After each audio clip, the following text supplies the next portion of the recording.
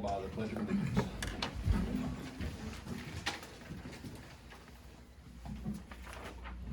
Father God, you know why we are here. You know the hearts of all men and women. Remind us today of the urgency of being prepared to serve our fellow human beings in time of need. Help us as helping agents always to be available to the collective as well as the individual needs of others in times of emergency and when people are in stressful and hurting situations. Give us an understanding of the reasons why we exist and serve. We affirm today, O Lord, that a better community and a better Randolph County and a better America begins with us. Bless now this gathering and may God bless Randolph County and God bless America. Amen. Amen. I pledge allegiance to the flag of the United States of America and to the republic for which it stands, one nation, under God, indivisible, with liberty and justice for all. All right, I call the meeting in order for agenda business. Public comment. Is there any public comment? No public comment. Minutes from our last meeting.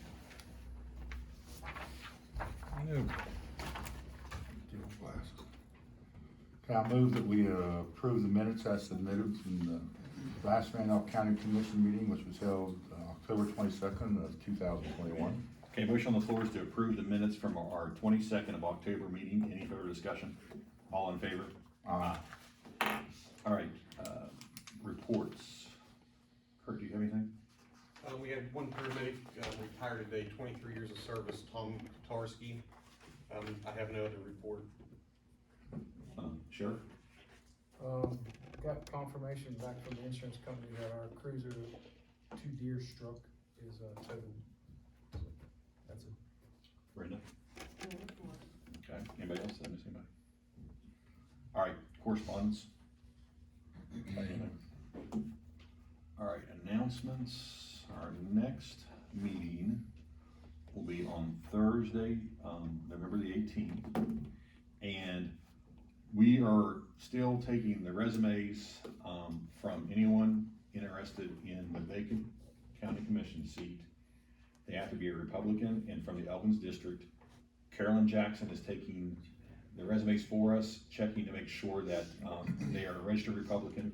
They have to have been a registered Republican 60 days prior to Mark's announcement, not last meeting, the meeting before. And that they had to be from the Elkins district. So she's verifying all that, collecting those and giving them to us. Then next Monday, Tuesday, we'll be meeting to go through them and start the interview process. And we hope to have that person in place for the 18th meeting. All right, items for discussion. First one is informational presentation from Hubcap by Ann Beardsley. Good afternoon. How are you? I'm good, thank you. Thank you for letting me be here. And I'm going to be short and sweet today. So for those of you who are not familiar with the Hubcap program, it's an initiative that is run by the West Virginia Development Hub. And it represents the Communities of Achievement program. In 2020, Elkins, along with 5 other Mon-town communities, was selected to participate in this highly respected 2-year program. This is the highest level of community development program conducted by the Hub in West Virginia, and we were chosen due to our strides in Randolph County and in recent years and our potential for growth, which is the important part of this program. The leadership team for this program is a wonderful collaboration of community volunteers and many facets of our county. During the past 16 months, the Elkins Randolph County Hub Collaborative has worked tirelessly to identify, conceptualize, and begin 3 major projects: recreational and tourism development initiatives, branding and community arts initiatives, and riverfront development. We understand that 2 of these 3 projects will not be completed within 2 years, but we have a commitment from the Hub to work with us as long as it takes to complete those projects, and we are also committed to working until those projects are completed. As we progress through this process, we've been really fortunate. We have a wonderful coach from a community development coach that works with us on a regular basis and helps us to secure ways toward our success. These initiatives are providing additional recreational opportunities, business development, community beautification, thus increasing tourism and economic growth throughout the county. The West Virginia Hub has been generous and gracious enough to provide us with $12,500 of technical support to aid in our efforts. In order to receive these funds, we must secure $2,500 from our community as matching monies. Therefore, as the chairperson of the leadership committee for the Hubcap, I'm here today to request $500 from the county to help us reach that goal of $2,500. Okay. Questions about the Hubcap or? What other cities did you say? I didn't mention the other cities. We have, oh no, I'm gonna forget. White Sulphur Springs, Marlington, Webster Springs, Franklin, Elkins, and the other one is, Cowan, thank you.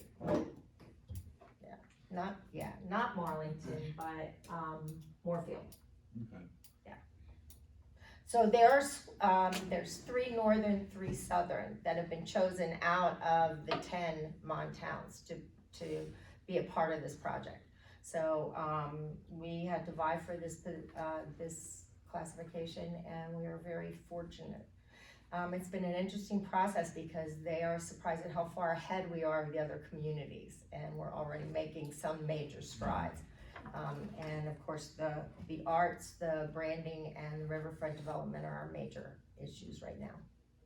Well, it doesn't surprise us with the leadership that you have on the committees. You do that. Yeah, we have a, actually, I was, the Development Authority, the Chamber of the CVB, Main Street, the city, the hospital, Mark Doak, AmeriCorps, Avista, a D&E person, Mark Scott was a part of that committee, and a person from Montowns. That's our leadership group. And so, and we meet on a regular basis. So, Okay, I move that we approve the funding for the Hubcap in the amount of $500, which will be taken out of hotel motel tax. Okay, so motion on the floor is to approve $500 for the Hubcap program to be taken from hotel motel. Any further discussion? All in favor? Aye. thank you very much. And I brought an official request with me so that you would have that on file. Thank you. Okay, thank you. All right, next is informational presentation from Elkins Historic Landmark Commission. Thank you.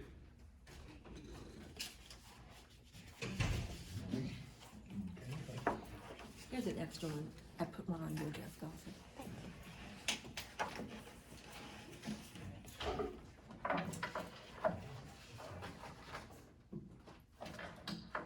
Okay, I'm Mary Ann Derlin from the Elkins Historic Landmarks Commission, and of course I'm here with our entire board. And I have included in this packet a letter asking for funding. We had talked to you before, and you suggested we go back and plan and think through how we could use Elkins Historic Landmarks, the Darden House, as a way to increase visitors in Elkins. And so what you will find in this packet is a letter, and you will find our proposal for a request for funding. We worked together with the commission, and we worked with a marketing specialist to help us think through how we might do this.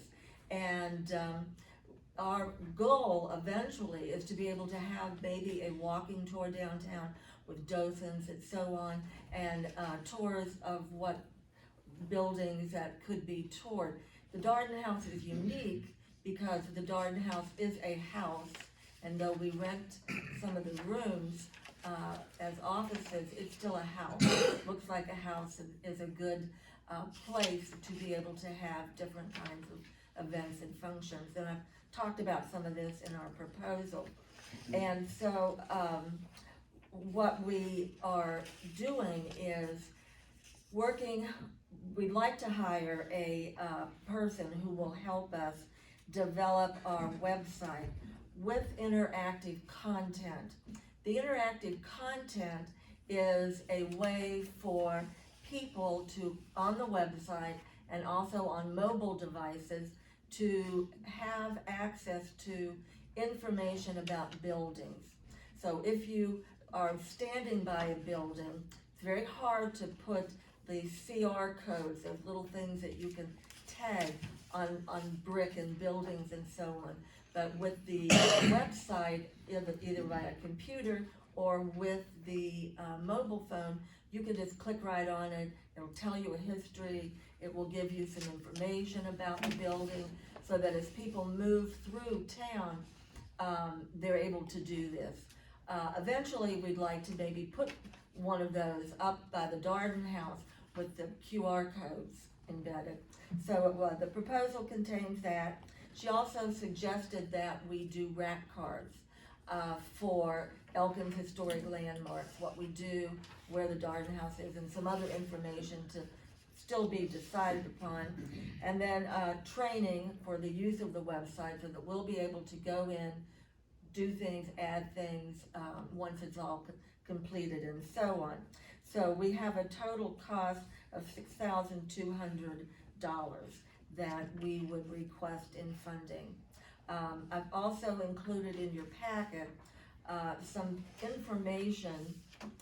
The second sheet is one page of a report that was done by Mike Giolis on the condition of the Darden House. And I put that in for your information, and I have sent Brooke the entire packet. So if you're interested in that and would like more information about the condition of the Darden House, you'll have that packet available. And the last thing that you'll find, which we also are initiating right this week, is offering opportunities to purchase historic district property plaques. And you can see the flyer that we're going to be putting out. We think that people have asked for the plaques, but also plaques on buildings downtown will add interest to those buildings that haven't got them. Many buildings do, but there are still a lot of buildings that don't have the plaques. And the plaques will list that it is a historic district on the National Register, the original name of the building, and the year that it was built. And so these can be added to homes and other properties that people have. So we're offering that opportunity, and we think that's part of also the marketing of downtown, helping people to put these things in place. Do you have any questions that I can answer? No, I appreciate that you did what we asked for the first time that you came and presented, so. Yeah, when were you here, back in March or April? It was early. Maybe April, something like that, yeah. So we've been working on it, Mm-hmm. Well, appreciate it. Yeah. and this is sort of the first phase. Okay, Chris? Okay, I move we approve the funding request from Elkin's Historic District Landmarks Commission in the amount of $6,200, which will be taken from hotel motel tax.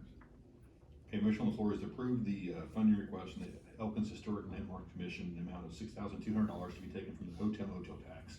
Mm-hmm. And again, hotel motel tax is the tax that the county collects from the hotels, from people staying in the hotels outside of the city, so.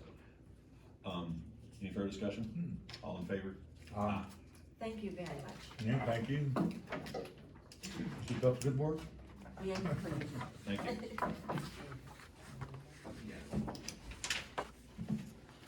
Okay, next one is an informational presentation, funding request from Pastor Mike House.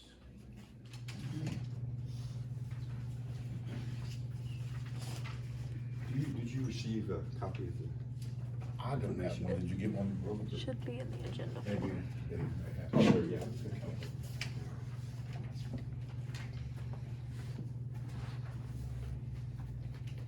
Appreciate the opportunity to just share with you what we're doing at Ambassador Baptist Church and Ambassador Ministries. We have, for quite some time now, been providing essential needs, immediate needs for homeless folks, as well as struggling families. We've done this for a number of years now. And we were located downtown, as many folks are aware. But the warehouse where we were at was not sufficient, wasn't large enough. We were having difficulty doing what we needed to do. And so we relocating to a building beside our church.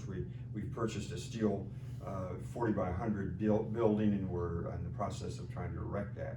And that's what I'm here to request some funding for. But to let you know what we do, we just today, in fact, as we finished, we just finished loading a semi-truck full of clothing and household items. We shipped today probably 26,000 pounds of clothes and household items. And we are currently loading that by hand. Had a great volunteer crew, and we loaded that bag by bag.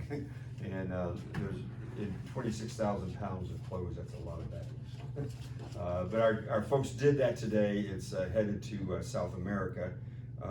And so it's great that we're able to do that. And this is something we've done all along. We receive a lot of donations, and more than what we can use locally. So we do have this ministry of shipping to other countries, third world countries, to of course, help them in their need. However, at this point, we're not able to sort the clothing. We're not able to sort the household items and things to be able to give to the homeless folks. I have Mr. Brooks with me, Mike Brooks and Delane Daniels. They can both give you testimony of what we do in helping. We give away clothing, tents, tarps, just anything that homeless folks need. And needless to say, there's quite a demand. Last year, or year before last, I guess, there was about 50 homeless folks on the streets. I don't think there's quite that many now, and I haven't honestly kind of lost touch because we haven't been able to do what we were doing in helping the homeless. So we need to get this building up. We'd love to get it up before it's already, I guess, snowed, right? It snowed last night. So it's already cold. Homeless folks are needing these items, but because we can't sort them out, we have nowhere to sort them out, we just have to ship everything. And so today, like I say, we shipped out a large, we shipped a semi-load of stuff. So to get this building up, it's going to take about $50,000, which we have a part of that saved already. My request today, well, I'd like to request 50,000, but I guess probably I better not. We'd like to request $5,000 towards it if possible, or whatever amount you might feel you could help with. But we need to get it up as quickly as we can because the winter months are coming, and this is the time that homeless folks really need help, and we can supply those needs, those immediate needs they have, clothing, I mean, just anything they might need we can supply, but we're not able to do that. There's a number of churches and organizations, agencies that are providing food and other items, and Mike has, he's helped folks in the city park for quite some time now, and he helps with 3 years, yeah. And he's been able to help some clothing and those type of items, but and I don't know, do we have time to let him speak a second? Mm-hmm. Okay, maybe, Mike, can you tell him what we've done for you guys? I've only been in town here since December, but I've been coming up here for 3 summers and staying some of the winters, trying to help the homeless and the needy in your town. And there's only a few thrift stores, and Mike has been the only one who's actually been able to supply me with clothing, jackets. Just today, coming out of First United Methodist Bible Study, there was a homeless man standing there, and he had no clothes, he had clothes, but I happened to have a jacket, and I took him to the church, and we fed him some soup and a sandwich and gave him my jacket. But there's a greater need for people like Mike and with their ministries to help those, even, they don't have a way to wash their clothes either, so after a couple weeks of wearing the same outfit, they're looking for a new outfit. I don't have any pants or clothes, and Mike's not been able to help me since his warehouse has not been erected, but he's has a big mission for the people and a big heart for the people in this town who do need help. And I think it'd be worth the city's to look into helping Mike. I think he's got a great heart, and there is a need for helping the people who don't have the clothing they need to eat. None of the other thrift stores, when I go to them, will give me anything, but all I have to do is ask Mike. Have you gone to the city? I'm sorry? Have you gone to the city as well? I am scheduled to, I have not gone to them yet. Okay. I intend on doing that. If you could provide us, like what we've asked with the Darden House, like a breakdown on some costs. Okay, If you could get that to Brooke, before our next scheduled meeting, we can take it up, we'll take it up again. then. Okay. Okay, just so that we have something of a cost estimate. okay, I can do that. Yeah, I have that breakdown, so I'll provide that. Okay. to her. And then we'll have it for you we'll make a decision on at the 18th. Okay. All right, so any other questions? No. Thank you. Anybody would, Mike. like a letter stating what we do, I have these, so if you'd like. And I appreciate your, consideration. Thank you. Mike, thank you. All right. Next is consider approval of the audit firm for the FYE 2021 audit of the county. All right, the audit committee met, was it last Thursday? Last Thursday, and we've decided, that committee has decided to go with Settle and Stonecker, who has done our audits for the county the past couple years. So today, we're just approving that firm so they can get started, and we're caught up on our audits. We were behind, so now we're caught up. And so today, we're looking to approve that audit firm to do our FYE 2020 audit. And like you said, it's only put out for bid, and this is the only firm that we got, so. Yeah. I move that we approve, the audit firm of Settle and Stonecker for the fiscal year 2021 to do the audit for Randolph County. Okay, motion on the floor is to approve Settle and Stonecker as the audit firm to do our county FYE 2021 audit. The amount was, I think it was 48,000.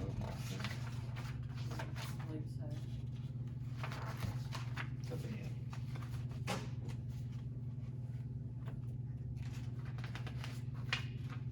Yeah, and the cost of that, okay, the firm of Settle and Stonecker will do the audit of our county commission, starting of July 1st of 2020 through June 30th, 2021. And they'll have a report to us on or before January 15th, 2022, and that amount will be $48,000. Okay, so any further discussion? All in favor? Aye. All right, next is to consider signing a proclamation for National School Choice Week. We've done this in years past, and I'll just read this proclamation. Whereas all children in Randolph County should have access to the highest quality education possible, and whereas Randolph County Commission recognizes the important role that an effective education plays in preparing all students in government name to be successful adults, and whereas quality education is critically important to the economic vitality of Randolph County, and whereas Randolph County is home to a multitude of high-quality public and non-public schools from which parents can choose for their children, in addition to families who educate their children in their home, and whereas educational variety does not only help to diversify our economy, but also enhances the vibrancy of our community, and whereas Randolph County has many high-quality teaching professionals in all types of school settings who are committed to educating our children, and whereas School Choice Week is celebrated across the country by millions of students, parents, educators, school, and organizations to raise the awareness of need for effective educational options. Now, therefore, I, David Kiesling, do hereby recognize January 23rd through January 29th, 2022 as the government-named School Choice Week, and I call this observance to the attention of all of our citizens. So there's our proclamation. Do you have a motion? Very good. Okay, I move that we approve the proclamation for National School Choice Week as submitted. So motion on the floor is to approve the signing of the proclamation for National School Choice Week. Any further discussion? All in favor? Aye. All right. Next is funding request from Randolph County Development Authority for the purchase of the Oddfellow property. Is there anyone here from Development Authority? Don't look like it. Don't look like it. No. All right. Well, on this, I'll speak to this then. if you do not know, there was a partial of the Oddfellow property that was purchased by the Randolph County Development Authority. I think it was an amount of 310,000. I think it's that 71 acre. 71 acres off of the flood control there.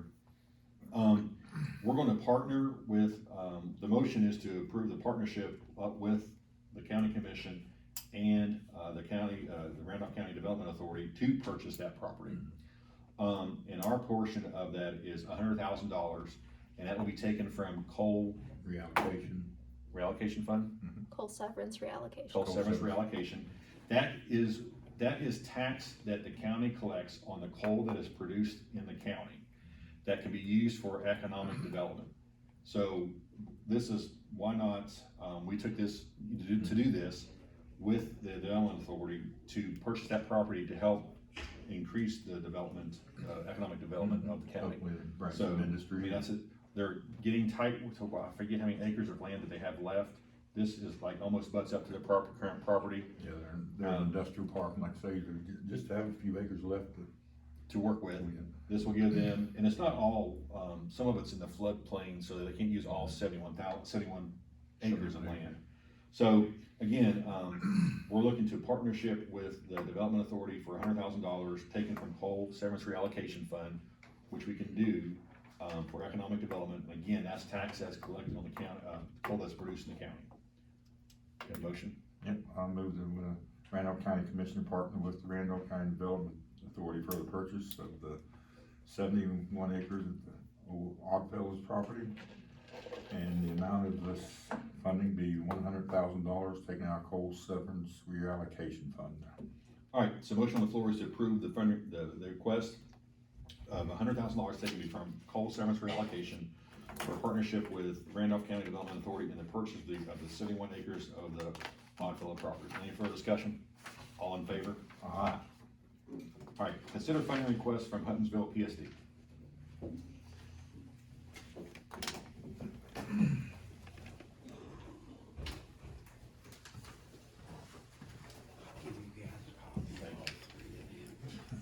Which three separate? Okay. Gary Morgan, Chairman of the Board, and this is our General Manager, Pat Shree, and he'll be giving you the details of our request. Well, the request we're putting in for is to amend the first request, which you all give us $87,000 for meter replacement and some work at the water plant and such things as that. When the first request was put in, that's basically right after it was put in is when I took over as manager. And when I took over as manager, we didn't request what was needed for us to make this right. Cause, we're requesting, for 200 more water meters, which the cost of them, what it costs us to replace them is $56,000. An aerator at the wastewater plant, which is gonna cost us about $15,000. And the billing program, which the office got with me here just recently when I put in the final request. And the billing program that we got right now, is going out of date. And Microsoft will no longer support that program. So we gotta update our program, which to update it is $19,463 to update that program. So that is, and that comes to a total cost of $90,469. The meters, we're on a program where we're trying to remove the old style meters and put in radio reads. Because we are strung out from basically the edge of Elkins to Mingo. So right now, it takes us over a week just to read meters. And with the radio programs, that would cut it down to probably 2 days a month instead of 6 or 7 days a month. And that is the request that we're putting in for. I tried to put in a request right after I was the operations manager, but, you all approved the $87,000. So we put in this third request. The second one on the 139, all that, and that's the second page of this. All that is included in this. And at the moment, we're in the process of the 87,000. You all sent us the check for that, we got it. But the bank would not let the office, sign the paperwork for the R&R account that we gotta place that in. So we gotta wait till our board meeting tomorrow. They'll open up that R&R account, and then we'll be able to deposit that money into it so we can start using it. And that's really all I got. It's just a request from us to see, because with our meters, I mean, it costs us a lot of money to replace these meters.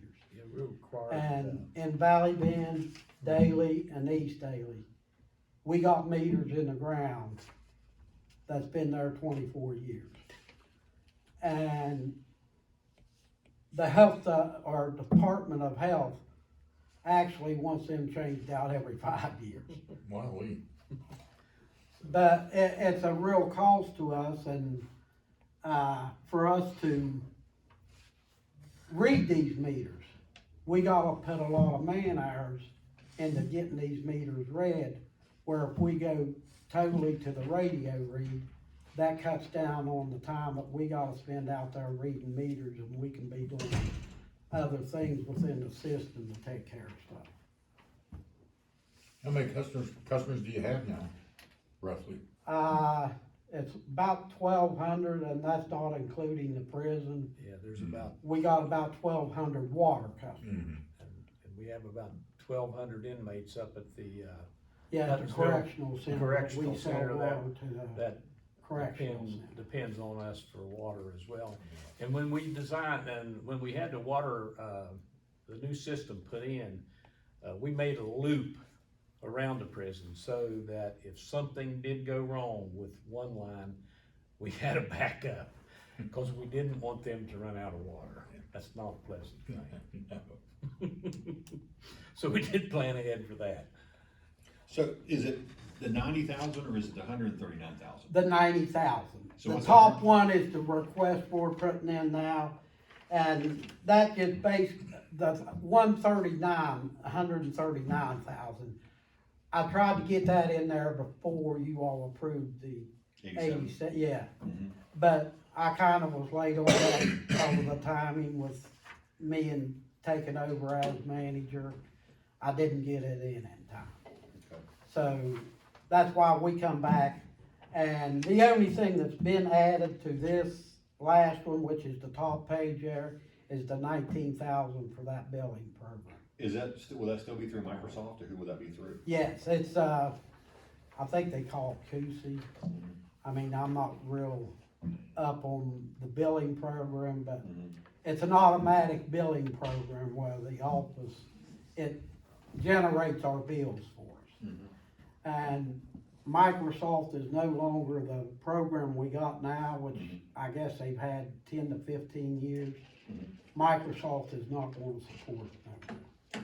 Okay. So we gotta come up with a new billing program that Microsoft will support. So will this be the last funding request then, or is there? Yes, is there it should be, this should be it Do you right. promise? Yes. Better get that right. All right, so, we have that on tape. All right, so what we're gonna do is, we will take this up, after the new commissioner is in place. We have the ARP funding that can be used for infrastructure, which we have not made any determination on yet. We have a list of infrastructure projects that we wanna start, but we're waiting on the new commissioner, so all three of us will have a say in it. Yes, we so- understand. So if you can wait until, we get that, we'll put this in conjunction with the other infrastructure projects that we wanna do, and then we'll get your answer then, Okay. okay? And the 90,000, that top sheet right there is what Yeah. we're. So after the new commissioners in place, we're gonna start going through the funding request of all, we've got several Infrastructure, yeah. infrastructure projects that we wanna do. And, we wanna get the first go around of the money divvied out, so, we'll take it up in consideration then. Okay, Are you gonna use Alright. some of the 87,000 to put new meters in also? yes, that's just 100. When that request was put in, Yeah. the request then was just for. That was kind of 100. like an emergency one too, was that the emergency funding request, or was that somebody else? I Somebody think else. that was somebody I else. think that was hard. Okay, But that funding is in the pipeline, and will be, after our meeting tomorrow, Mhm. hopefully that will Start spending it. we'll start using that, yeah. to we just wanna have the new commissioner have a say in all Yeah. of the projects going forward. Yeah, we Yeah. understand. Okay. We do thank you for. Thank you all I for mean, your time. the upper valley, from Mingo all the way to, really Georgetown, almost. Yeah, it goes to Elkins. It We're goes to right at the edge Elkins. of Elkins. We've got- Going up Georgetown Road, Yeah, you got a big territory. but, I mean, Yeah, we've got a lot of maintenance and, expenses. So we can do for you after that. Okay, well, thank you. thank you All right, all. guys, thank you. Tina, I'm sorry, I missed you on reports. Did you have anything to report? I didn't, but that's Oh, okay. sorry. That's okay. Yeah, we didn't see you back there. I'm hiding. All right. Didn't do a very good job, did I? Next is consider approval of the estimate for the Mountaineer generator service, and this, I think, is for 911.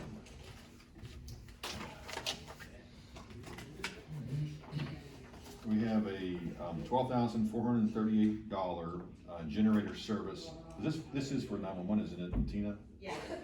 So what was it? Do you know what it's about, or can you speak to Well, it? after we had the hiccup with the generator at Stewart's Knob, I had actually talked to Pat. They did go to Wares Ridge and Rich Mountain. They checked those generators once a year, but nobody was checking the one at Stewart's Knob. And so with them being very pertinent to communication if the electric goes off, I would feel more comfortable if they went up and checked them every 3 months. They're going up and check the oil pressure, checking the, The battery. fuel, batteries. Do you have it with you? The second page is what they're gonna check and what they're gonna maintain. Mm-hmm.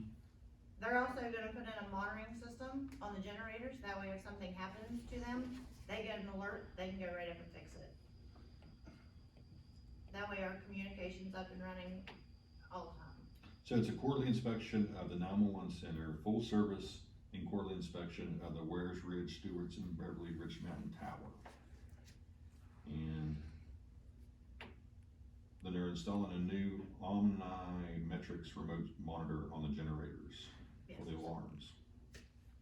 All right, so that's, the amount of that is $12,438. You have someone taking care of the one over by Vickers? No, does it have? It's Stewart's, yeah, they're gonna do it. Oh, that's from the Yeah. phones, The okay. state takes care of Biggles Knob itself, the towers are side by side. Oh, okay. So the state takes care of Bickles, but we're responsible for Stewart's. Well, I know we got a contract with them to do, I think, all the fire departments too. Yes. Okay. I'll move that we approve the estimate from Mountaineer Generator Services for the 911 center in the amount of $12,438. Taken from, where are we taking that from? Is it courthouse contractual? Yeah. Courthouse contractual. Out of courthouse contraction. All right, so the motion on the floor is to approve the estimate from Mountaineer Generator Service in the amount of $12,438 to be taken from courthouse contractual to service, to do quarterly inspections on the generators for servicing the towers. Any further discussion? All in favor? Thank you. You're welcome. All right, the last item on the agenda is the first reading of bylaws for the Randolph County E911 Advisory Board. Did any of you, are you on the board? Do you wanna speak about what the bylaws? Rob is, and Kurt is. We just, we had a advisory council meeting last week, and, DJ, or David Simmons is the lead on the board. He proposed the first reading of the policies and procedures and bylaws. Okay, so we have that as a first read, and then we'll have it again on the next, Next commission on the meeting. 18th, and then we'll approve them, right? All right, so you wanna go, anything we need to do on that? I don't think we need to do anything, nothing. So this is the first read on the bylaws. Mhm. All right. final settlements and annual accounts.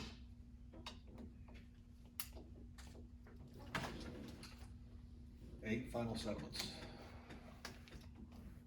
Okay, I'll move that we approve the 8 final settlements as submitted.